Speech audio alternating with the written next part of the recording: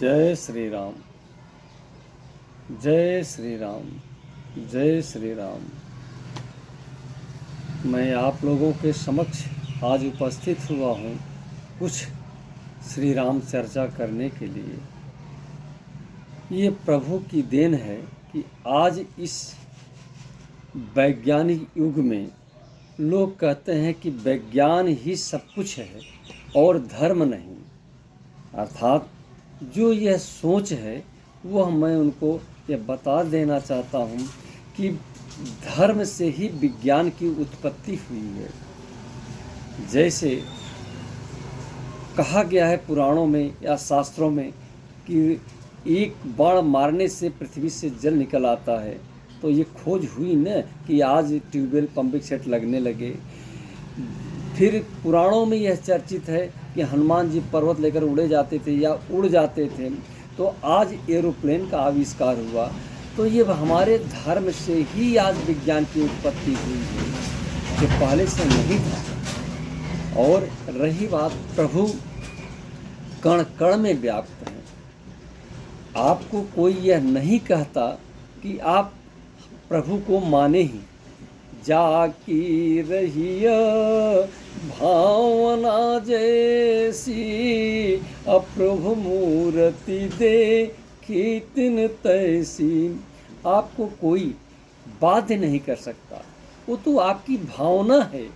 आप पत्थर में ईश्वर की मूर्ति देखते हैं या ईश्वर में पत्थर की मूर्ति देखते हैं, ये तो आपकी भावना है। भावना ही प्रधान है। आज अपने भावना से ही कोई भक्त बन जाता है, कोई चोर उचक्के बन जाते हैं, कोई वैज्ञानिक बन जाता है, कोई नेता बन जाता है। अर्थात हर क्षेत्र में जाना चाहते हैं तो अपने भावना से ही, दृढ़ संकल्प से ही जा सकते हैं, अन्यथा नहीं जा सकते हैं। और आज ऐसा युग आ भी गया है कि कोई किसी धर्म को मानने के लिए बाध्य नहीं कर सकता। हर आदमी अपने अपने में स्वतंत्र है। और एक बात और है कि जहाँ स्वतंत्रता ज़्यादा हो जाती है वहाँ ही काम बिगड़ने लगता है।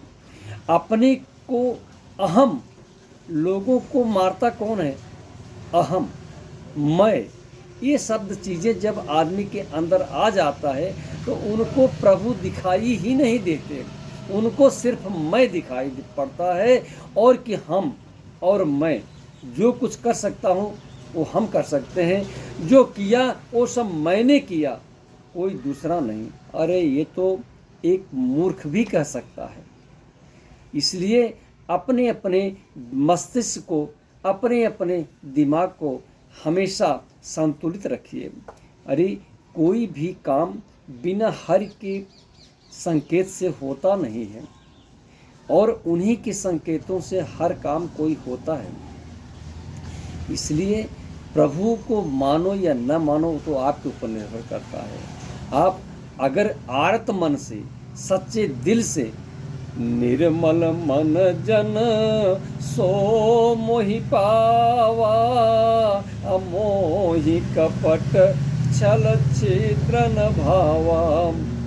तो प्रभु तो कहते हैं कि अगर मुझे सच्चे मन से कोई कहीं भी पुकारेगा तो मैं तुरंत पहुंचूंगा। जैसे द्रौपदी पहले सबको बुलाती रही कि आओ रक्षा करो इस पापी दुशासन से, दुर्योधन से, लेकिन कोई नहीं आया।